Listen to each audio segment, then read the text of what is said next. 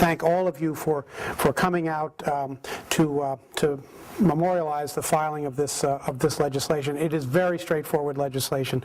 It corrects an unintended omission in the Family Medical Leave Act. The Family Medical Leave Act covers employees who work 60% of a normal full-time schedule, which works out to about 1,250 hours a year.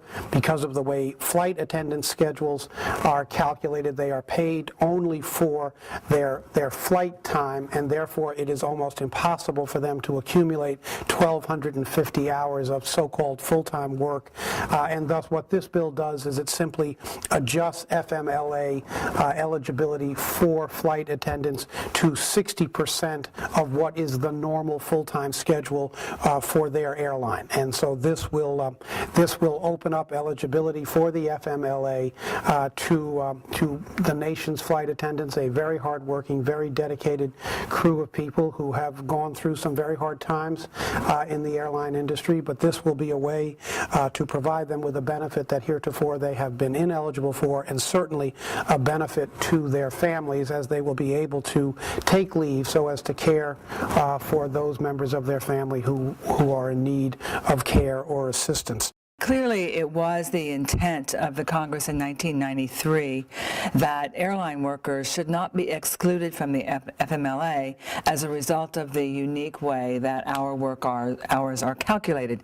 Unfortunately, that intent has been misinterpreted. For all of these years, we have been forced to attempt to bargain with our employers for FMLA coverage. Many of our employers, while they will agree to some form of FMLA protection in our collective bargaining agreement, refuse even to call it FMLA. They refer to it as some sort of a personal convenience leave, but anything to avoid acknowledging that we were intended to be covered by this.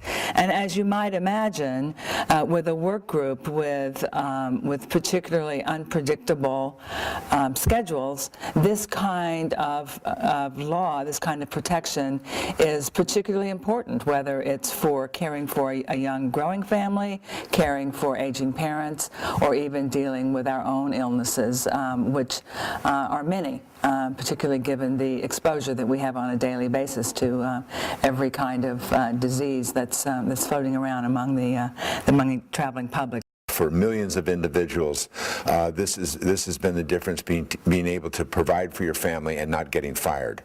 Because if this wasn't the law, you would get fired for engaging in those activities. And this takes the pressure off of those individuals, it takes the stress off of those individuals, and it allows them to plan for and to take care of the needs of their families, and that certainly has to be our first priority.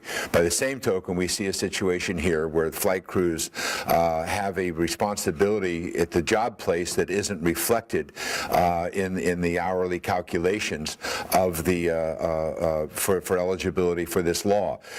Because of the nature of the industry in which they're engaged and the responsibilities to their companies and to the flying public, they have to be on call, they have to be at places for times where they don't get credit against their paid hours. And so it's very important that we change the law to reflect the needs of these families so that they can share that same kind of success that others have and have utilized this law. And it's an absolute necessary updating that we will attend to rather quickly in this committee, so that no longer are they thrown into this situation, which can in fact create a huge amount of stress both at the workplace and at home.